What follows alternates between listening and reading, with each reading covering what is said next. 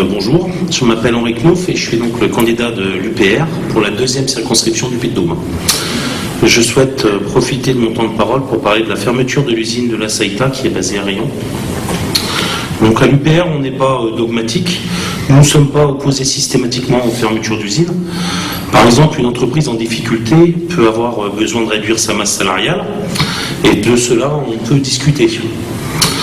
Mais lorsqu'on lit La Montagne du 29 mai 2017, un salarié nous apprend que, je cite, « Le groupe fait 500 millions de bénéfices nets, le site de Riom est plus que rentable, ils ont augmenté les actionnaires de 10%. » Fin de citation. On peut alors légitimement se poser la question de savoir s'il est acceptable qu'un groupe international qui génère d'énormes profits vire 239 salariés comme on jette un Kleenex sale. Je vous le dis tout de suite et sans ambiguïté, pour l'Union populaire républicaine, c'est quelque chose qui est totalement inacceptable. Une entreprise rentable qui ferme une usine uniquement pour générer plus de fric, c'est, je le répète, inacceptable. L'UPR s'oppose donc à la fermeture de la Saïta et apporte son soutien total à ses salariés. La fermeture d'une usine, c'est des vies brisées. Dans un article de Mediapart, on apprend que suite à la fermeture de l'usine Continentale, les Conti, comme on les a appelés, eh bien, sur 650 salariés licenciés, 500 sont toujours au chômage, 250 ont divorcé et 9 se sont suicidés. Alors que propose l'UPR dans son programme pour mettre fin à la destruction de notre industrie nationale ? Car depuis 10 ans, chaque jour ouvré, une usine ferme en France et 800 personnes basculent sur le seuil de pauvreté. L'autorisation des délocalisations est un phénomène récent. Le mot délocalisation est un mot inventé il y a peu, car avant cela n'existait pas. Et pourquoi cela n'existait pas ? Car cela était interdit. C'est l'Union européenne, via l'article 63 du TFUE, donc le TFUE c'est le traité de fonctionnement de l'Union européenne, qui nous contraint à accepter la liberté des flux de capitaux. Il est à mettre en parallèle avec l'article 32, qui encourage l'augmentation du commerce entre les États de l'UE et entre les États de l'UE et les États tiers, c'est-à-dire hors UE. Il est important de savoir que pour délocaliser, les entreprises ont besoin de transférer des capitaux. Donc, si pas de transfert de capitaux, pas de délocalisation. C'est aussi simple que cela. L'UPR propose donc dans son programme législatif le rétablissement immédiat du contrôle des flux de capitaux pour mettre un coup d'arrêt aux délocalisations.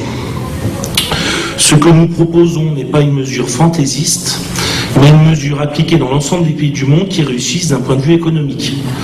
Par exemple, les Chinois rachètent nos fleurons industriels, mais l'inverse n'est pas vrai, car il est interdit pour un étranger de racheter une entreprise chinoise. Il n'est pas question de fermer les frontières économiques de la France, mais de les rétablir pour éviter les dérives d'un mondialisme incontrôlable. Avant Maastricht, une délocalisation était possible. Il fallait demander au gouvernement français qui, selon telle ou telle condition, l'autorisait. Inutile de dire que la condition première était de ne jamais ramener les produits fabriqués à très bas coût en France pour concurrencer les travailleurs français.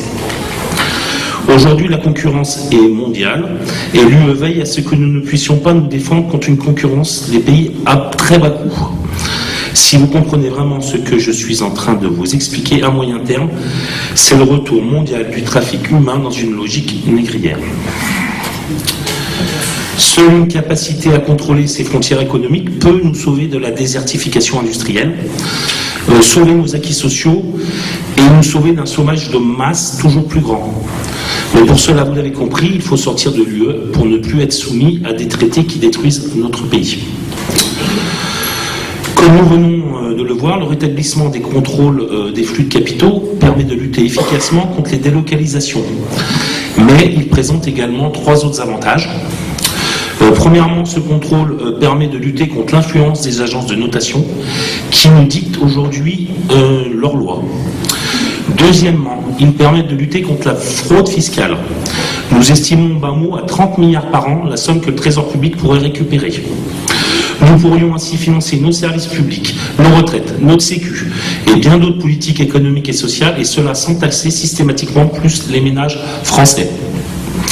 Troisièmement, Il permet de mettre fin à l'entrée des capitaux des fonds de pension étrangers qui rachètent aujourd'hui la France par appartement.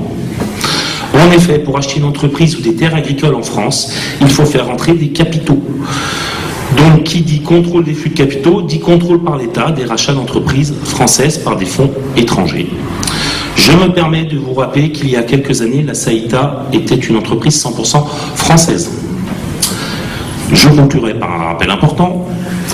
Pour que tout cela soit possible, il y a un préalable, c'est la sortie de l'Union européenne et de l'euro, bref, un Frexit via l'article 50, comme seule l'Union populaire républicaine vous le propose.